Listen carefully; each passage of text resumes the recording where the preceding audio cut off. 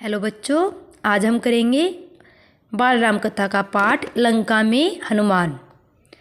हनुमान उठे, अंगड़ाई ली, झुककर धरती को छुआ और एक ही छलांग में महेंद्र पर्वत पर जा खड़े हुए। जामवंत सफल हो गए थे हनुमान को उनकी शक्ति की याद लाने में। पर्वत शिखर पर खड़े हनुमान ने विराट समुद्र को देखा।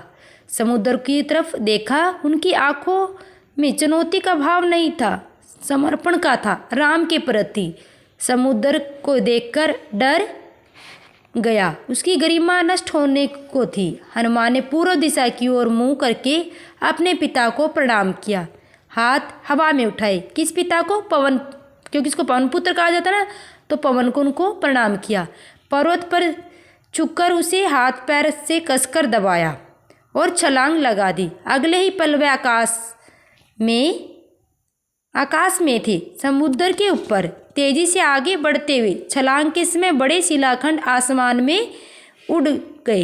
बड़े शिलाखंड के समान यानी कि आसमान में उड़े जा रहे थे। कुछ दूर हनुमान के रथ गए। कौन थे हनुमान के साथ? वही पत्थर। जैसे परिजन किसी को विदा करने जाते हैं, हनुमान की गति अधिक थी। पत्थर पीछे छूटे और समुद्र में जा गिरे। महेंद्र पर्वत सुंदर था, वनस्पतियों और जीव जंतु से भरा, जिसका शिखर पथरीला था, लेकिन नीचे घाटी में मनमोहक वृक्ष थे, लताएं थी। हनुमान के छलांग लगाने का तक पर्वत शांत था, निश्चल था।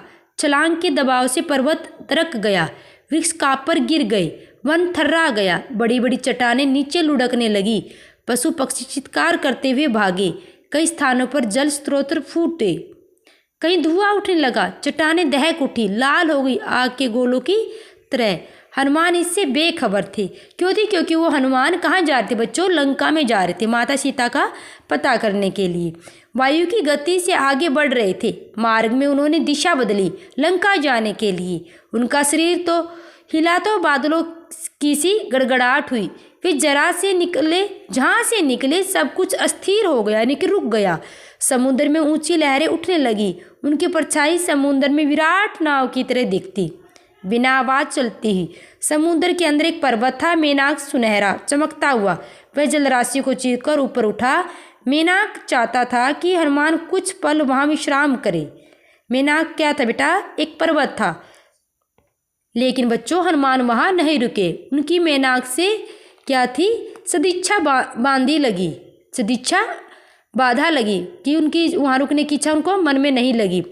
राम काज में वह मेनाक से टकराते हुए निकल गए। हाथ ऊपरी हिस्से से पर लगा तो पर्वत शिखर टूट गया, यानी कि उसके ऊपरी शिखर से चोटी से जब हनुमान का हाथ लगा तो टूट गया और कुछ और ऊपर उड़कर उड़ने लगे।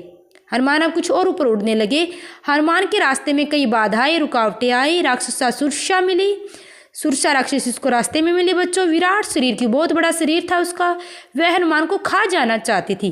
पवन पुत्र ने उसे चकमा दिया, यानी कि उनको धोखा देकर वहां से निकल जाते। कैसे?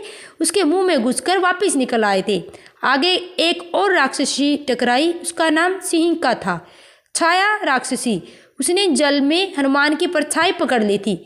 वह अचानक आसमान में ठहर गए और क्रुद्ध हनुमान ने हिंसिका को मार डाला और फिर अपने रास्ते पर आगे बढ़े। अब गंतव्य यानी कि जहाँ उसको जाना था वह दूर नहीं था। दूर क्षितिज पर लंका दिखाई पड़ने लगी, रावण की राजधानी, सोने की लंका। आकाश में उड़ते हुए कंगूरे यानी ऊंची चोटियाँ, उसकी प्राचीर, दीवारें, लंका जगमगा रही थी। हनुमान समुद्र के किनारे उतर गए। अब लंका को और अधिक निकट से देख पा रहे थे। हनुमान को थकान रंच मात्र भी नहीं थी, थोड़ी सी भी नहीं थी। मतलब इतनी लंबी यात्रा का उन पर कोई प्रभाव नहीं था। चिंता थी कि सीता कैसी होगी, कैसे पहचानेंगे वो, उसको कहाँ ढूंढेंगे। लंका नगरी को ठीक से देखने के लिए हनुमान एक पहाड़ी की चोटी पर चढ़ जाते हैं। दृष्टि दौड़ाई, अपनी नजर दौड़ाई। चारों ओर वृक्ष, सुवासित यानी कि सुंदर सा उद्यान, भव्य भवन, हवा में लहराती संगीत धाराएं। वे चकित थे, हैरान थे। चकित या मीन्स हैरान थे। राक्षस नगरी में इतनी सुंदरता, उन्होंने ऐसा नगर पहले कभी नहीं देखा था। वह उस नगर का एक एक विवरण आंखों में भर लेना चाहते थे, ताकि बाद में वे सीता की खोज में काम आए। दिन के समय लंका में प्रवेश करना हनुमान को ठीक नहीं लगा। उन्होंने प्रतीक्षा की समुद्र की तट पर ही। शाम ढलने पर नगरी में प्रवेश किया। उनके सामने पहला प्रश्न सीता का पता लगाना था। उस विराट नगर में यह काम आसान नहीं था।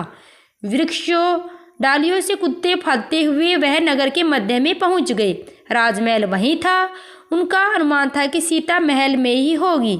रावण ने उन्हें छिप कर रखा होगा, कहीं से छिपा रखा होगा किसी कोने में। महल के पहरेदार थे अस्त्र शस्त्र लिए हुए। सबकी आंखें बचाकर वह चुपचाप अंदर आ गई।